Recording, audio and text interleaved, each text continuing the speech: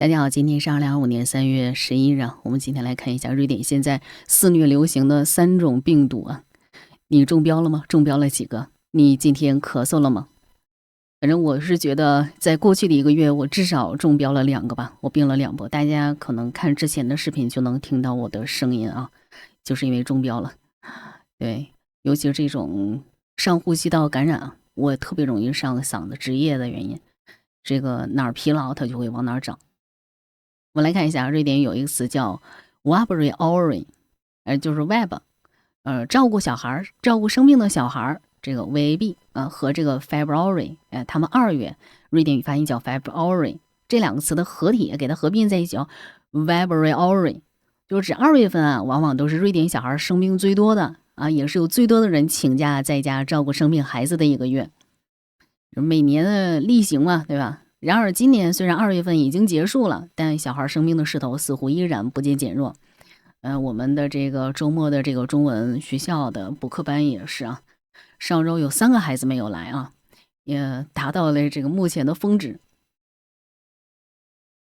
根据瑞典公共卫生局最新的每周报告啊，目前全国乃至整个北欧的流感传播率非常高，而且空气中传播的流感病毒不止1种。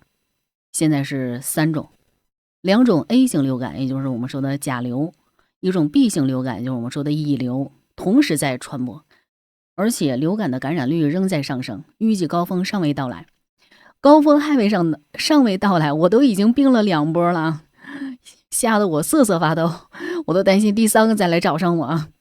真的是一波至少半个月吧，然后嗓子好久恢复不过来。斯德哥尔摩的传染专家啊，Mario说，现在周围很多人都在咳嗽、打喷嚏，除了流感病毒之外，这个 RS 病毒就是呼吸道合胞病毒也在上升。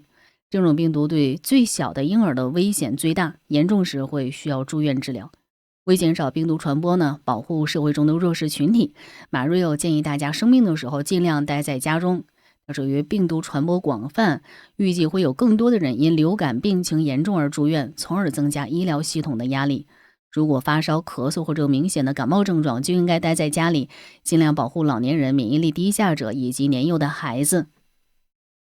那对于家长来说，经常就会问一个问题，说那孩子病了多久之后可以回到幼儿园呢？这个问题也常常引发幼儿园和家长之间的矛盾，因为你这孩子生病了，你就不能上幼儿园了，家长就得请假在家，对不对？耽误工作。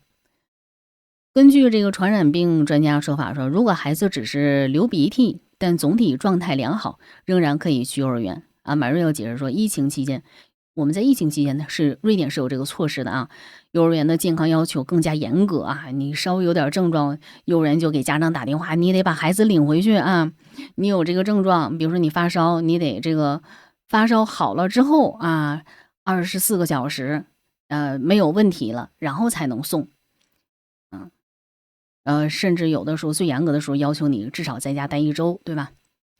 但是现在呢，孩子能正常参与幼儿园活动，现在没有这种要求啊，只要没有发烧啊，就能上幼儿园。所以这个你就想吧，这病毒传染的就会更快，但也是没办法啊。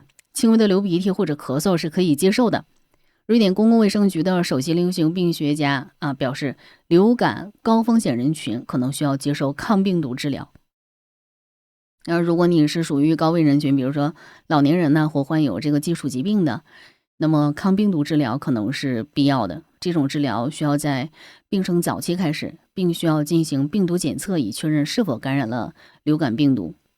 自疫情结束以来，包括这个百日咳呀、支原体感染和链球菌感染在内的多种疾病都在增加。至于未来是否会恢复到疫情前的状况，目前专家们表示仍然无法预测。对吧？所以我觉得我的感觉是对的，真的是疫情之后我就发现，这个经常就是有这种生病的啊，生病的人特别多，比以前变多了。你看现在是吧？这个专家已经证实了我的观点，这个感觉是对的。